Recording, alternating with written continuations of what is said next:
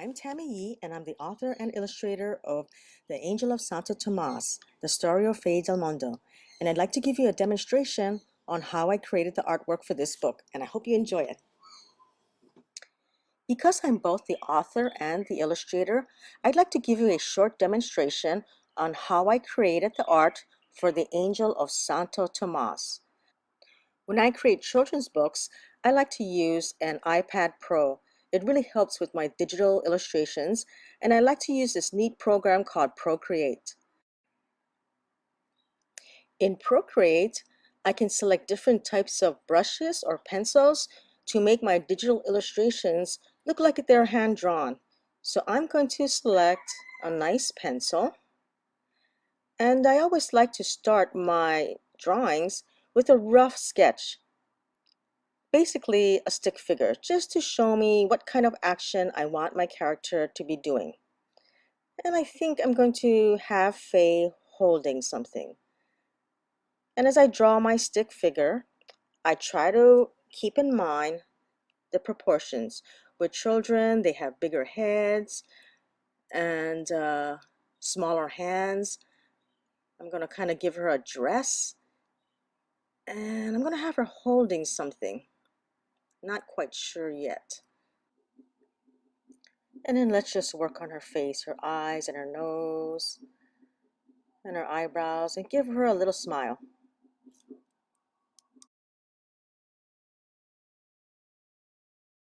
And I think I like that. I think that works well for me. So now that I have my rough sketch, what I'm going to do is kind of lighten that sketch so that I can use it as a guide. And then I can draw right over it, darkening the lines, kind of fine-tuning the sketch.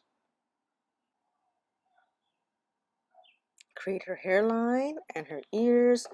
And Faye's got that nice kind of heart-shaped face and those lovely eyes, of course, and that wonderful black hair. And I think I'm going to give her a big smile. Work on her little hands. Let's give her some sleeves to her dress. There you go. I think I'm going to have her holding some flowers, because why not?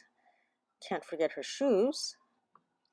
Now this is where I can erase that rough sketch that I had, and then I can keep on working on using my eraser and kind of refining the drawing until I get it just where I want it and I'm ready to add in some color. And it looks like we're all set to go. Because I want her to look like she's kind of like hand drawn or hand painted, I'm going to import a colored texture that kind of looks like canvas. I kind of like that hand drawn look. And I'm going to trace her, because what I want to do is cut out all the background so that she's separate from the background. That way when I change her colors, I don't change the background. There you go. And then I'm going to start on her skin tone.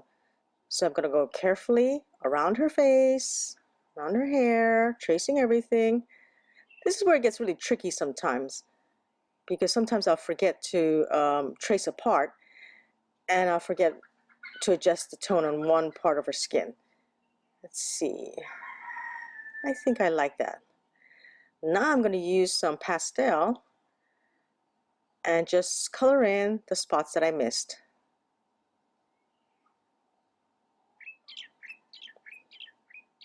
Let's get the one on her leg. Great. Next, we're going to work on her hair. And I'm just going to pour in some black paint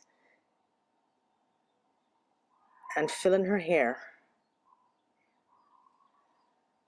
Let's find the right black. There you go. I'm going to use a pen to touch up her black hair, all the spots that I missed. Get her eyes. And I'll give her some black shoes too. And let's give her a bright smile and add some reflections to her eyes. Now let's work on her dress. I haven't decided what color to make her dress. Let's see. Maybe pink. Oh, I like that. Something more rosy. And finally, let's make her flowers. Nice daisies with white petals, green stems. Add some yellow to the center. And then let's just add some accents to the ribbon on her dress. And finally, let's just give some color to her lips. Not too much, but just to give her some color.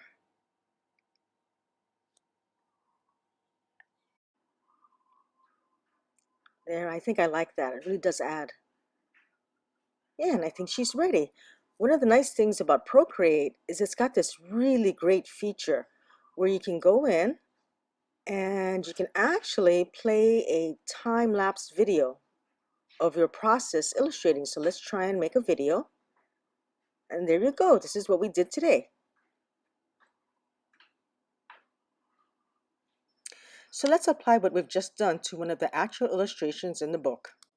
Starting with a very faint sketch, I trace out the outline and I add texture and adjust the color. Now I can use my pastel brush to add some details and add some dimension and make the characters come to life.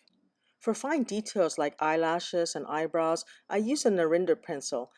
I avoid the ink brushes because I want to keep that hand-rendered look. And the hair was created using long strokes with a dry brush. Once I'm finished with the details on the clothing, I can begin work on the background. In the book, Faye's sister writes in her diary that she wants to become a doctor. I sketch out her sister's diary entry.